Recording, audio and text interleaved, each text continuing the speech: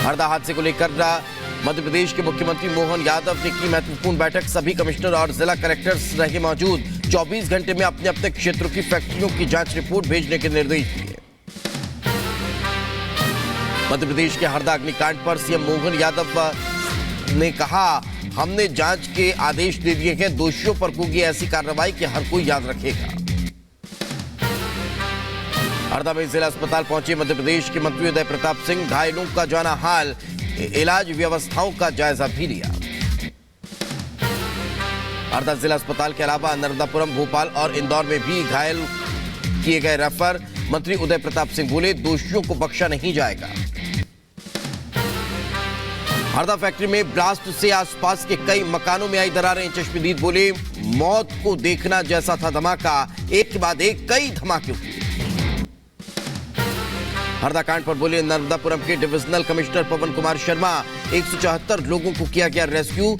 फिलहाल किसी के लापता होने की सूचना नहीं। 9 जिलों की फायर ब्रिगेड राहत बचाव में जुटी। हरदा कांड पर केंद्रीय गृह मंत्री अमित शाह और बीजेपी अध्यक्ष जेपी नड्डा ने जताया दुख।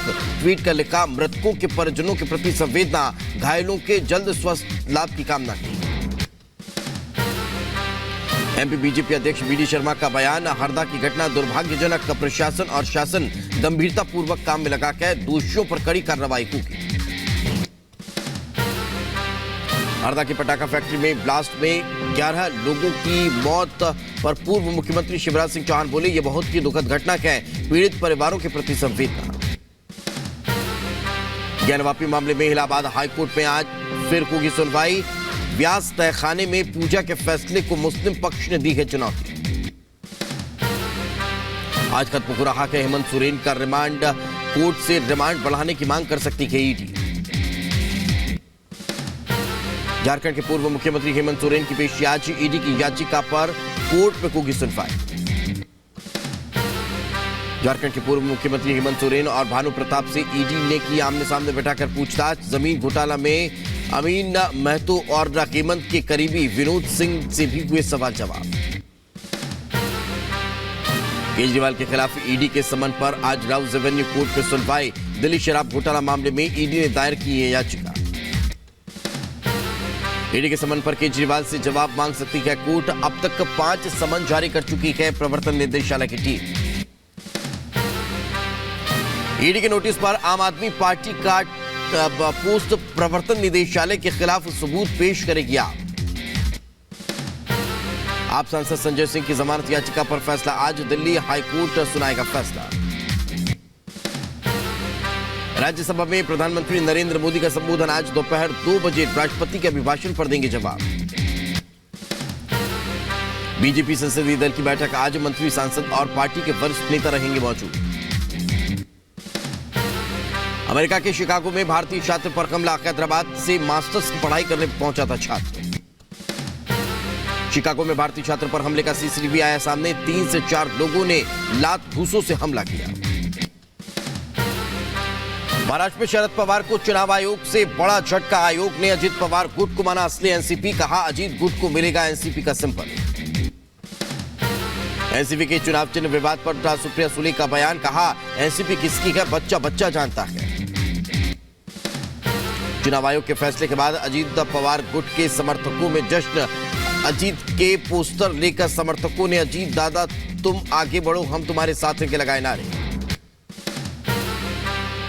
अजीत पवार गुट के नेता प्रफुल्ल पटेल ने चुनाव आयोग के फैसले का स्वागत किया। कहा, किसी भी राजनीतिक पार्टी के लिए सिंबल महत्वपूर्ण होता है।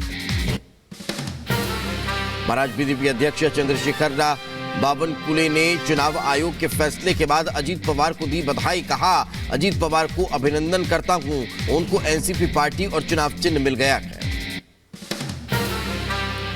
चुनाव आयोग के फैसले पर बोले शरद गुट के नेता जितेंद्र आव्हाड, हम सुप्रीम कोर्ट जाएंगे, हमारे साथ शरद पवार हैं, कोई उनके बिना कुछ नहीं कर सकता।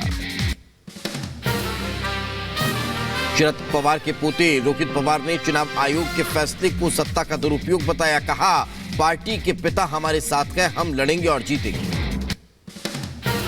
चुनाव आयोग के अजीत पवार गुट को असली एनसीपी को असली बताने पर उद्धव गुट के नेता आनंद दुबे ने कहा, अभी सर्वोच्च न्यायालय का दरवाजा हमारे लिए खुला है। एनडीए में शामिल होने के बाद आज पहली बार दिल्ली आएंगे नीतीश कुमार। प्रधानमंत्री नरेंद्र मोदी से करेंगे मुलाकात। केंद्रीय गृह मंत्री अमित शाह और बीजेपी अध्यक्ष से भी मुलाकात का कार्यक्रम।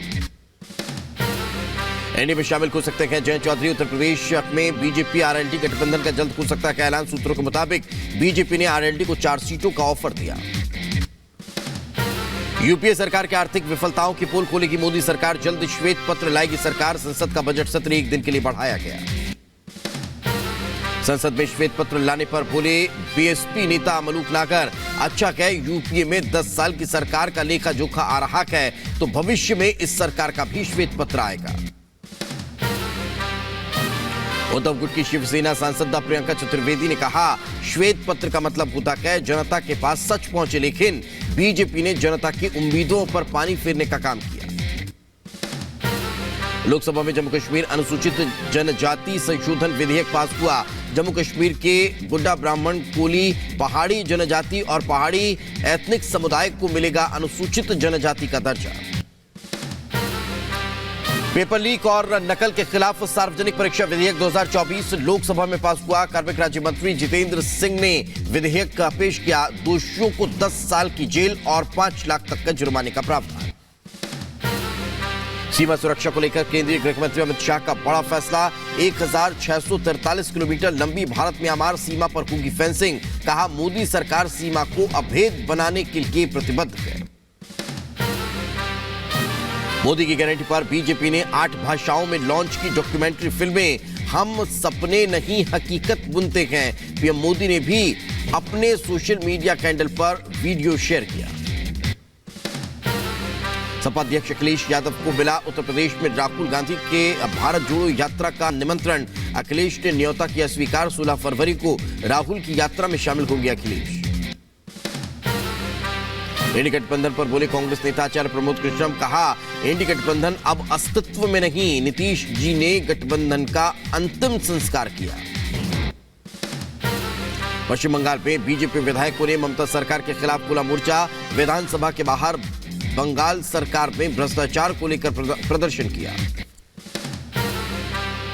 दिल्ली हाईकोर्ट ने दिल्ली जल बोर्ड के ऑडिट का आदेश दिया कि 2018 से 2021 तक का ऑडिट करेगा सीएजी। बीजेपी नेता हरीश खुराना की याचिका पर हाईकोर्ट का आदेश। 96 साल के वकील लालकृष्ण आडवाणी, गृह मंत्री अमित शाह, बीजेपी अध्यक्ष जेपी नड्डा ने की आडवाणी से मुलाकात। भारत रत्न की बधाई दी। उत्तराखंड विधानसभा में समान नागरिक संहिता पर हुई चर्चा। शादी के 1 साल तक नहीं ले सकेंगे तलाक।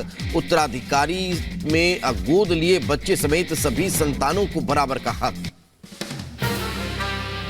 उत्तराखंड की विधानसभा स्पीकर रीता भूषण ने कहा, सुबह 11 बजे फिर समान नागरिक संहिता पर होगी चर्चा। सदन में चर्चा के बाद पारित कराया जाएगा यूसीसी। यूसीसी पर बोली कैबिनेट मंत्री रेखा आर्य, देवभूमि में समान कानून की शुरुआत। महिलाओं को मिलेगा हक। हलाला इद्दत जैसी प्रथाओं का अंत होगा।